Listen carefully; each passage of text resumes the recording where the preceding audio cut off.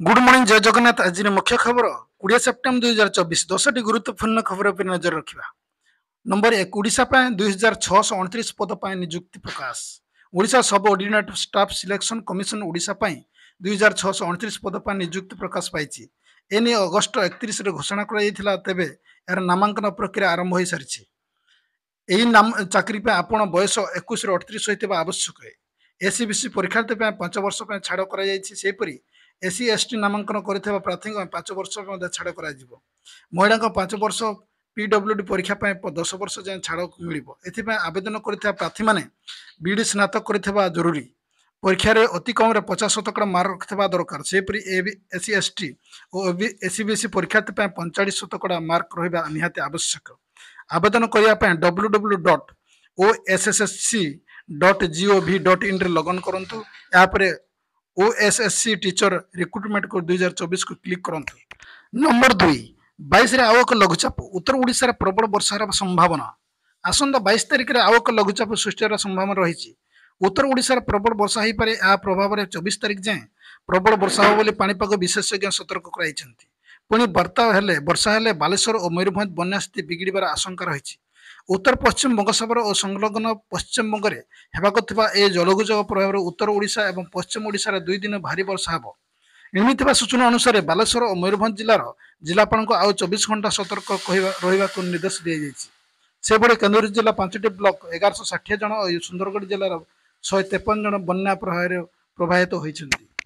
Number 3 series बोमा murder थोड़िल राजधानी। Series बोमा murder थोड़िल राजधानी भुवनेश्वर। विलंबित राति आसी बाइक रे बोमा माड़ फिंगी चलीगले दुर्बृत्त। केदारपल्ली बस्तीर 2 जगह बोमा माड़ होता सूचना। 2टी जगह सीरीज बोमा माड़ थरी उठी बापूजीनगर। घटनास्थल में कैपिटल थाना पुलिस पहुंची तदंत करुच्ची। सीरीज ब्लास्ट कारण अस्पष्ट थिबा बेले प्राथमिक स्तर पतियार जाहिर करने ए कांड भिआई सूचना मिली। सेपटे घटना पर कैपिटल थाना पुलिस एवं स्पेशल स्क्वाड एक स्वतंत्र टीम सीसीटीवी आधार में दुर्बृत्तों को धरने चारिड़ा माराथन रेड जारी रही। नंबर 4 सरकार 100 दिन पूर्ति उपमुख्यमंत्री बड़ सूचना। जो मैंने सुभद्रा पाई ना 100 दिन पूर्ति उपमुख्यमंत्री प्रभाती परिडा अभिभाषण देते। उपमुख्यमंत्री कहते महिला मान शक्ति करने सरकार प्रतिबद्ध। श्रीमंदिर चारिद्वार रत्न भंडार खोलिबा सुभद्रा सहायता दिगला। श्रीमंदिर 500 कोटी ओडिया अस्मिता 200 कोटी कर्पस फंड रही। पूर्व उपमुख्यमंत्री देथिबा सूचना अनुसार 17 तारिख पर आवेदन कर महिला मान सुभद्रा योजना लाभ निश्चित भाव में मिल। सुभद्रा टंका आवेदन करने निर्दिष्ट कौन समय ना। जड़े चाहिए बर्तमान मध्य रेजिस्ट्रेशन कर वंचित हेबे ना बोली उपमुख्यमंत्री स्पष्ट करथिले। नंबर 5 यूक्रेन जाऊँगी गोड़ा बारूद। रूस प्रकाश कल असंतोष। रूस यूक्रेन युद्ध प्राय 3 वर्ष समय बीती सारी। संघर्ष थमिबार ना धरुनी। या मध्य युद्ध को नहीं आश्चर्य करदेवा भली घटना सामना को आसी। ए रिपोर्ट दाबी करा भारतीय अस्त्र निर्माता द्वारा बिक्री करा तोप और गुड़ी यूरोप जरिया यूक्रेन पहुंचुला। यह घटना रूसर अभियोग पर भारतीय प्रतिरक्षा मंत्रालय कौन सूचना देना। उल्लेखनीय जे भारत रूस सहित भल संपर्क रही। जहाँकि 2 दशक हेब भारत हथियार जोगाई आसुची और प्रधानमंत्री नरेंद्र मोदी रूस विरोध में पश्चात देशर उपर लगाई कटकणा सामिल होगा मना कर देते। नंबर 6 बांग्लादेश निद हजाई देला अश्विनी जाडेजा। बांग्लादेश विपक्ष चेन्नई टेस्ट रविंद्रन अश्विनी शतक हासिल करथिला बेले भारत पर दमदार प्रदर्शन। अश्विनी चमत्कार इनिंग्स खेली से रविंद्र जाडेजा 180 अधिक रन कर। टीम इंडिया खराब आरंभ करथिला किंतु यापर जाडेजा और अश्विनी इनिंग्स को हाथ को नहीं प्रथम इनिंग्स रे टीम इंडिया को स्कोर 300 रन अतिक्रम कर। अश्विनी टेस्ट कैरियर यह षष्ठ शतक। भारत विपक्ष टॉस जीति प्रथम बोलिंग निष्पत्ति बांग्लादेश। नंबर 7 23 मुख्यमंत्री जनशुणाणी। आसंता सेप्टेम्बर 23 मुख्यमंत्री जन अभियोगर शुणाणी करेंगे। आज जनशुणाणी पोर्टाल जनशुणाणी मोबाइल एप्लिकेशन माध्यम पंजीकरण आरंभ होती।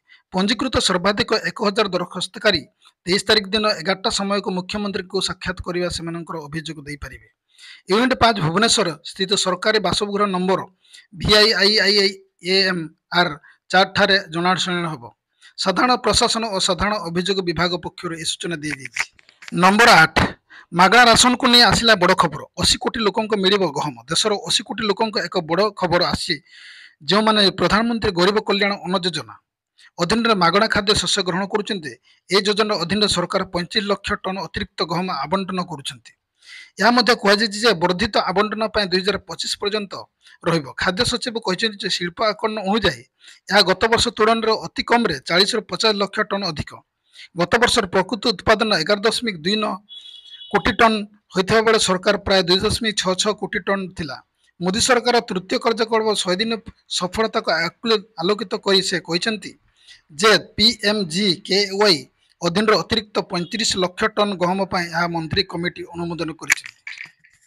ନମ୍ବର 9 ସ୍ୱାସ୍ଥ୍ୟ କର୍ମଚାରୀଙ୍କୁ ମିଳିବ ପରିଚୟ ପତ୍ର ଓ ସ୍ୱତନ୍ତ୍ର ଡ୍ରେସ୍ କୋଡ୍। ଏଣିକି ସବୁ ମେଡିକାଲ ଶିକ୍ଷାର ଚାରିପାଖେ ପାଚେରୀ ରହିବ।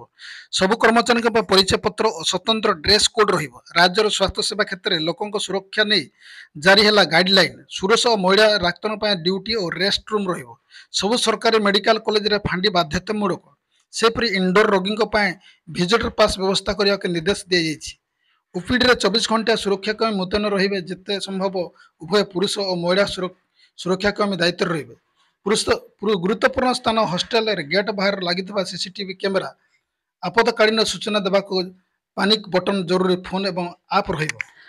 ନମ୍ବର 10 ମଙ୍କିପକ୍ସ ଗାଇଡଲାଇନ୍ ଜାରି, ସତର୍କ କରାଇଲେ ରାଜ୍ୟ ସରକାର। ମଙ୍କିପକ୍ସ ଜାରି ହେଲା ଗାଇଡଲାଇନ୍। ସମସ୍ତ ଜିଲ୍ଲା ସମେତ ବିମାନବନ୍ଦର ଅଥରିଟିଙ୍କୁ ମଧ୍ୟ ଗାଇଡଲାଇନ୍ ଜାରି କରାଯାଇଛି। ଏନେଇ ସୂଚନା ଜାରି କରିଛନ୍ତି ଯେ ଜନସ୍ୱାସ୍ଥ୍ୟ ନିର୍ଦ୍ଦେଶକ ନୀଳକଣ୍ଠ ମିଶ୍ର। ତେବେ ଯଦି କେହି ମଙ୍କିପକ୍ସ ଆକ୍ରାନ୍ତ ଚିହ୍ନଟ ହେଉଛନ୍ତି ତେବେ ତାଙ୍କୁ 21 ଦିନ ପର୍ଯ୍ୟନ୍ତ ଆଇସୋଲେଟ୍ ରହିବା ପାଇଁ ପଡ଼ିବ ଏବଂ ଏହାପରେ 21 ଦିନ ପରେ ଟେଷ୍ଟ କରାଯିବ। ନେଗେଟିଭ୍ ଆସିବା ପରେ ତାଙ୍କୁ ଛଡ଼ାଯିବ ବୋଲି ସୂଚନା ରହିଛି। ସୂଚନା ଅନୁସାରେ ଭାରତ ମଙ୍କିପକ୍ସ ଆକ୍ରାନ୍ତ ସଂଖ୍ୟା କମ୍ ରହିଛି। ଦେଶ ହେଲେ ଆଗକୁ ସଂଖ୍ୟା ବୃଦ୍ଧି ହୋଇପାରେ, ଯାହାକୁ ନେଇ ଆଗୁଆ ସତର୍କ କରାଯିବ ଗାଇଡଲାଇନ୍ ଜାରି କରାଯାଇଛି। ଯେଉଁମାନେ ଇଣ୍ଟରନ୍ୟାସନାଲ ଟ୍ରାଭେଲ କରୁଛନ୍ତି, କୌଣସି ମଙ୍କିପକ୍ସ ଆକ୍ରାନ୍ତ ସଂସ୍ପର୍ଶରେ ଆସୁଛନ୍ତି, ସେମାନଙ୍କୁ ତୁରନ୍ତ ଆଇସୋଲେଟ୍ କରିବା ଏବଂ ଟେଷ୍ଟ କରିବା ନିର୍ଦ୍ଦେଶ ରହିଛି। ବାସ୍ ଆଜି ପାଇଁ ଖବରକୁ ଏଇଠି ରଖିବା। ପୁଣି ନେଇ ଆସିବି ନେକ୍ସଟ ଅପଡେଟ୍। ସେ ପର୍ଯ୍ୟନ୍ତ ବିଦାୟ ନେଉଛି। ନମସ୍କାର, ଜୟ ଜଗନ୍ନାଥ।